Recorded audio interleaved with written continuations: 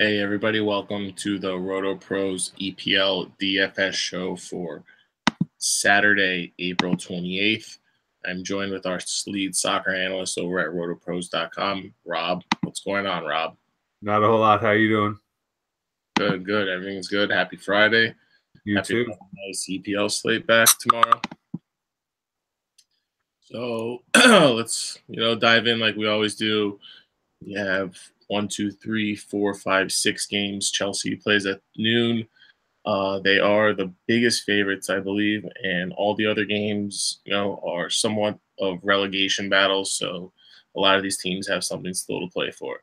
Anyways, let's start with goalies. What are your takes at goalie, Rob? Yeah, before we get too deep into positions here, I just want to touch on a couple of things really quickly.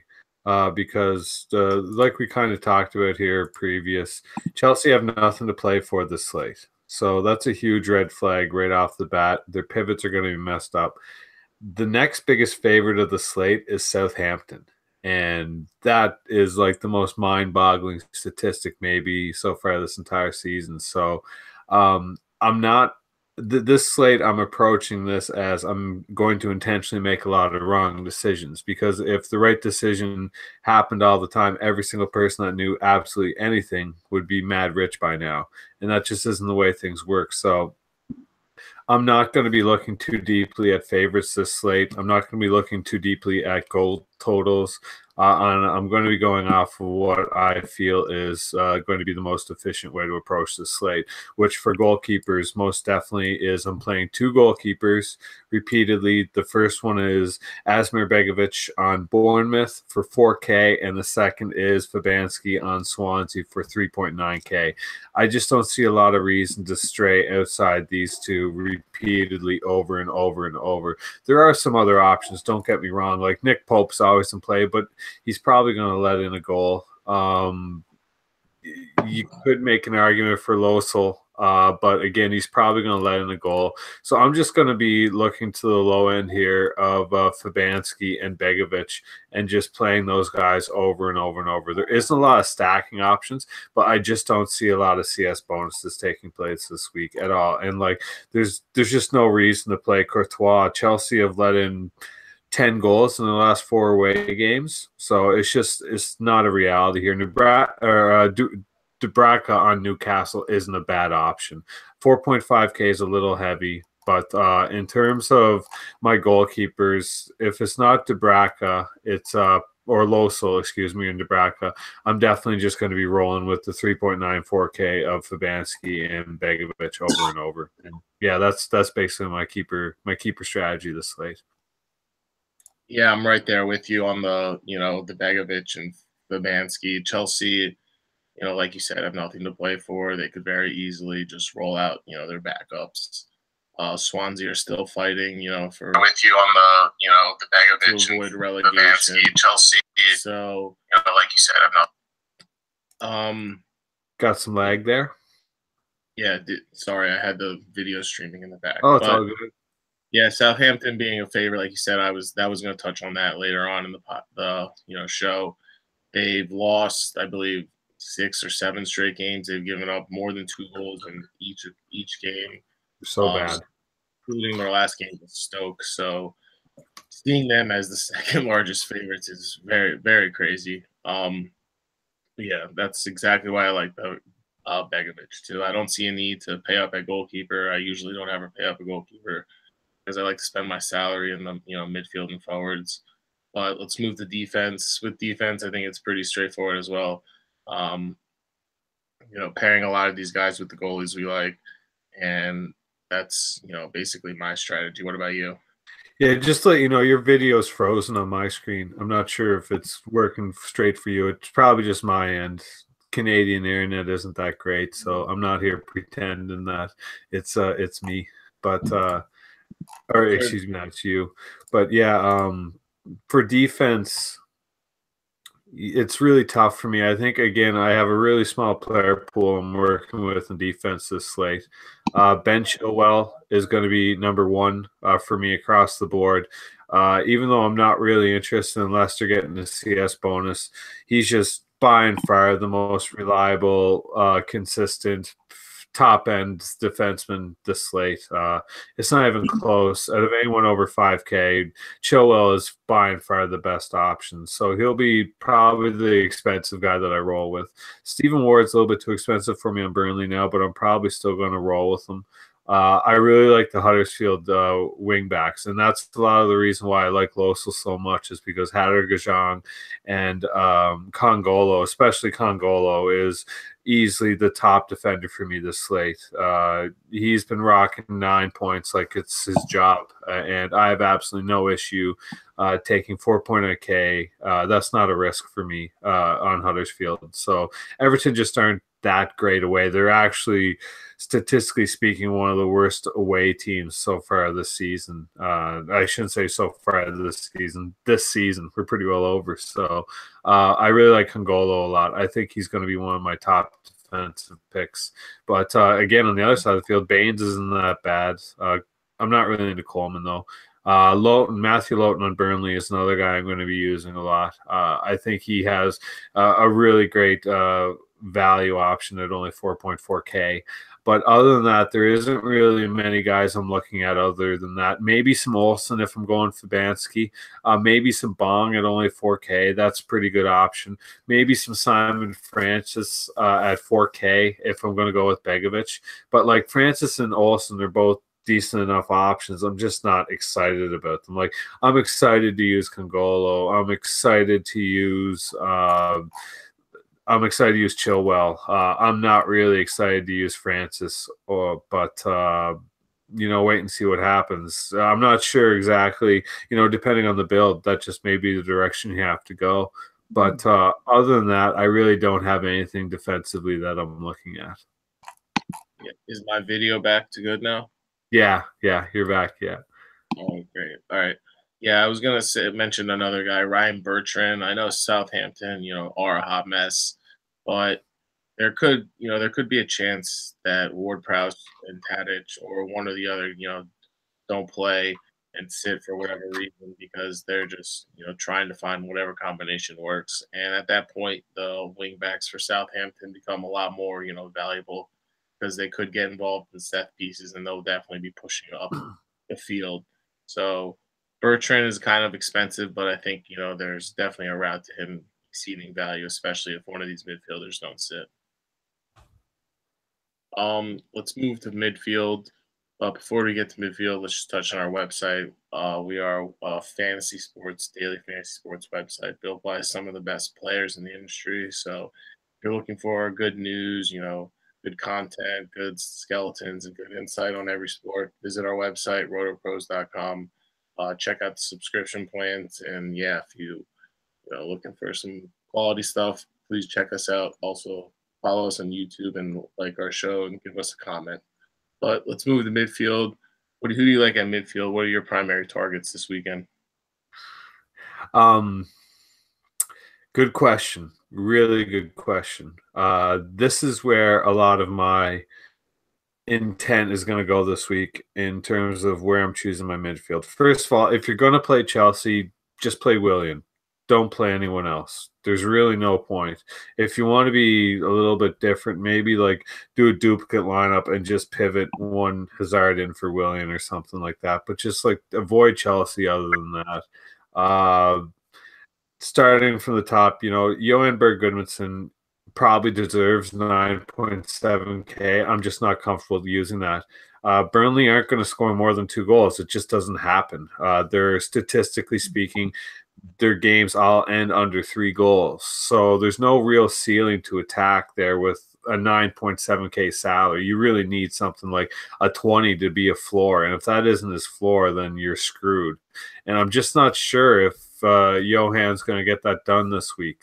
Conversely, I really like Zaha. Zaha's probably my top play all around this slate. I talk about it fairly extensively in the article, but the Leicester Crystal Palace game should be like one of the high scoring games of the entire season. If it doesn't have 6 total goals, I'll be surprised.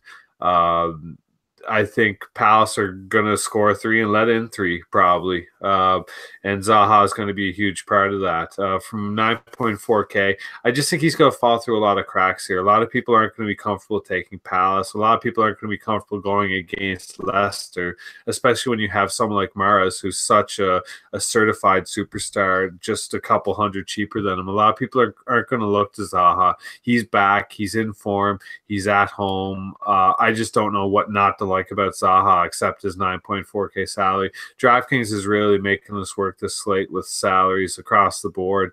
There's no real super value plays. So I don't think a lot of people are going to play Zaha. I'm definitely going to. He's going to be my highest exposure player of the entire slate. I prefer Vardy over Mahrez. We'll talk about Vardy in a bit, but Townsend's just too expensive from 8.4K. That salary sticks out like a sore thumb. Maybe that's the indication that he's the guy you should be playing instead, but I just prefer Zaha. He's a slate breaker. Townsend isn't a slate breaker, so I'm going to be on Zaha instead. Kennedy's too expensive. 8.1K is a massive ask, even against Brom. I may still use him a little bit, but that isn't the place I'm looking at 8.1K. And same can be said with Ward-Prowse at 7.8K. There's not even a guarantee he starts. And then if he doesn't start, it's like Tadic, no thank you. I'm just not interested. Pascal Grobe doesn't get enough minutes. So you can't use him at 7.7K. So again, when you look at that list going down so far, Zaha stands out to me as by far the best option out of everyone. It's not even close. Honestly, it's like a landslide Zaha. So that's where I'll be looking.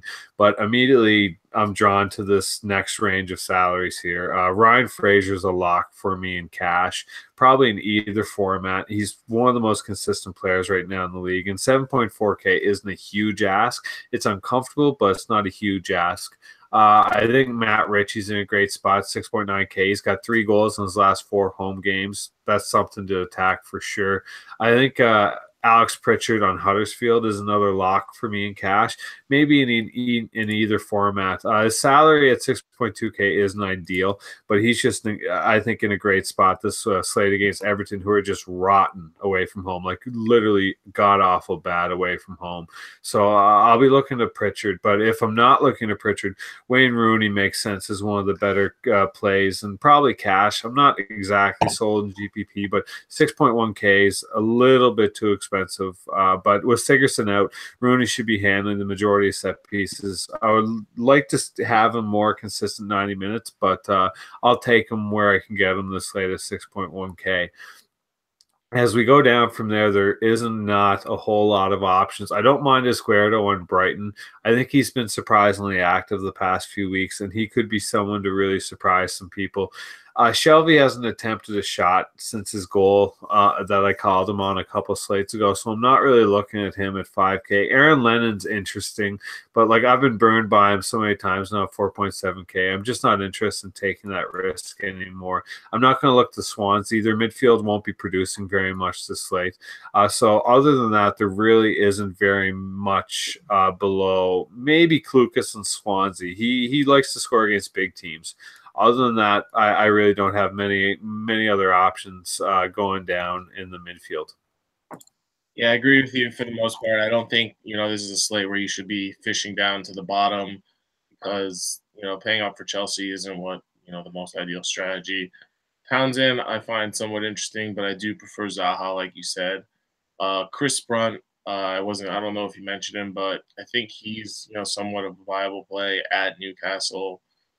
He takes the majority of set pieces for West Brom. He had an assist against Liverpool last weekend, and he's had at least 5 crosses and multiple shots in his last 3 or 4 games. So 5.7K is a pretty nice price for a guy with that kind of floor.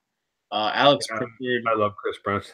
Did you touch on Alex Pritchard? I also think he's pretty interesting. He's the set piece taker for Huddersfield.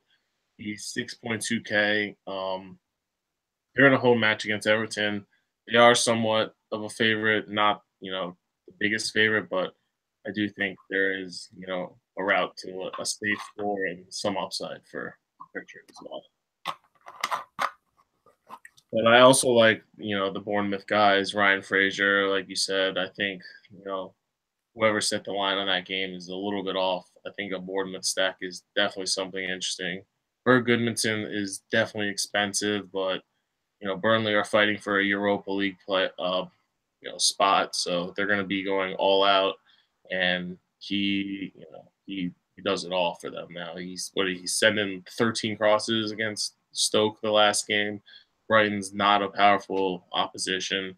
9.7K definitely looks expensive, but on this slate, like I think he definitely warrants that kind of price tag because I could see him easily getting 20 points in this game, even without a goal or assist. And what about you, forward? I also like Damari Gray. I think Damari Gray is a good option. Mahrez, there could be Mahrez or Albrighton could sit, and that would lead to a bigger role for Gray. He's already active as is. He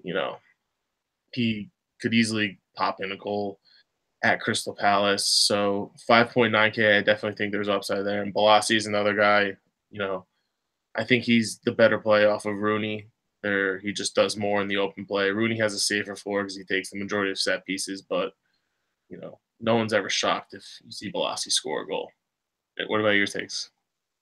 Yeah, I like your Burnley concept that they're going to be going all out here. They have to win, basically. I just prefer to look at Ashley Barnes or Chris Wood for the salary. 9.7 is just way too much for me to ask. And the thing with Stoke is that Stoke has like not only this season one of the worst, but like historically in English Premier League history, one of the worst cross prevention statistics ever. Like they basically allow every team to across the board go ham with 5 crosses each. So I'm not looking too deeply into last slate. I talked about it a bit in my article this week, that a lot of Burnley prices are increased because of what Stoke allowed them to do, not necessarily what they can do against Brighton. I think they're still going to do well for a lot of reasons, like they have to, but I'm just not comfortable at 9.7K. Damari Gray, someone I should mention. A lot of really smart people have been talking about him, and he's been completely off my radar, I have to admit. So he's definitely someone that I'm starting to pay attention to for sure. But in terms of the forwards, like Perez for Newcastle isn't an 8K forward. He just isn't, plain and simple. I know you were mentioning too that you like Balassi a lot. His minutes are just rotten, and I'm much like Pascal Grobe. I'm not confident in someone who isn't going to see 90 minutes in any kind of consistency. He could still totally break a slate. I'm just not willing to risk that. Now, someone who I'm willing to risk everything on this slate is Jamie Vardy. I think I'm 100% in Jamie Vardy in terms of forwards.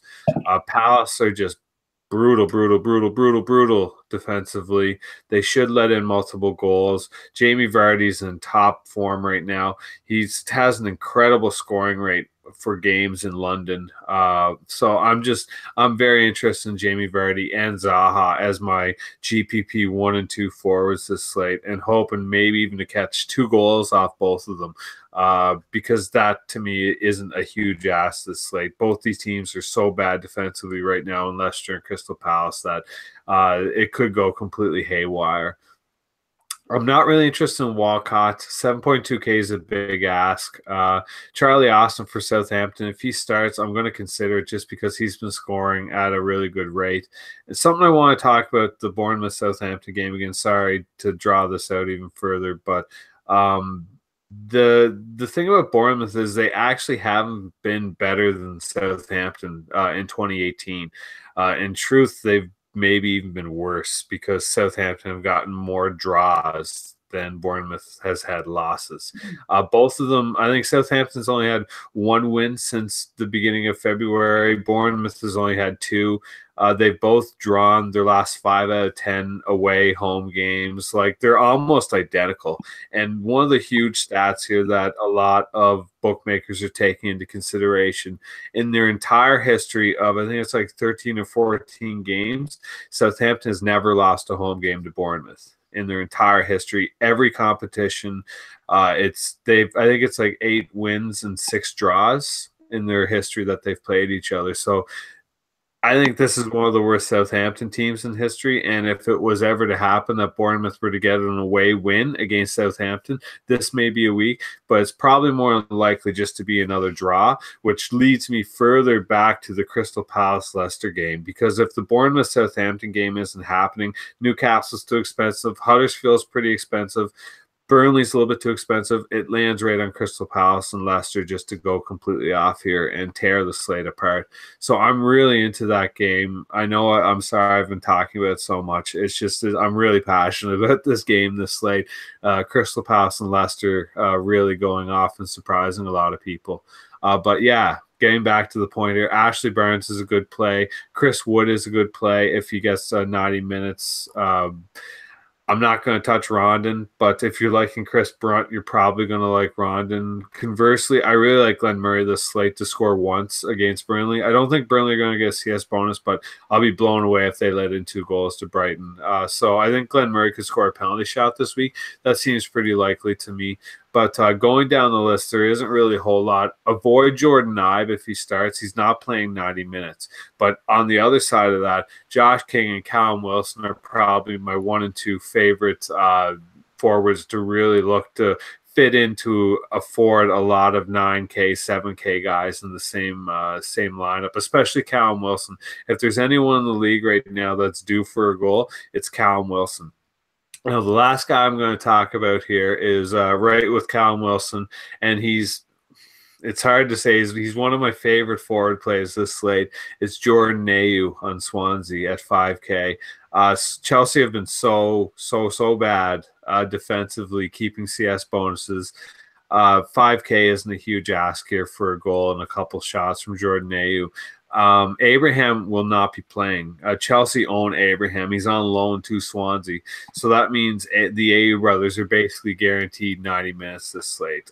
So I have absolutely no issue with that whatsoever. I'll be looking a lot to Jordan Ayew and Callum Wilson as 2 really sneaky low salary forwards to use when I want to afford multiple 9K and a 7K guy, because I think that is possible this slate to get in Zaha and Johan Berg-Gudmundsson and Pritchard, all 3 together, maybe even Fraser too if you're going to take some really low-end defenseman and a low keeper.